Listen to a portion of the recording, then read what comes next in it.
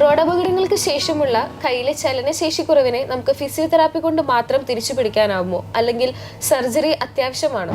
Thrissur elite ഹോസ്പിറ്റലിലെ plastic surgeon doctor അജയോട് ചോദിക്കാം.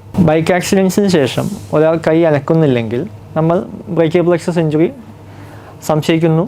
അത് കൺഫേം ചെയ്ത് കഴിഞ്ഞാൽ ഫിസിയോതെറാപ്പി മാത്രം മതിയോ ഇതിൻ്റെ റിക്കവറി ചെയ്യാനായിട്ട്? പോരാ, ഫിസിയോതെറാപ്പി തീർച്ചയായും നമുക്ക് വേണം. ഈ ഒരു ബ്രേക്കിയൽ പ്ലെക്സസ് ഇഞ്ചുറി നമ്മൾ ഡയഗ്നോസ് ചെയ്ത് കഴിഞ്ഞാൽ ആദ്യത്തെ 3 മാസം എല്ലാ ജോയിൻസിനും വേണ്ടിയിട്ടുള്ള ഫിസിയോതെറാപ്പി അത്യാവശ്യമാണ്.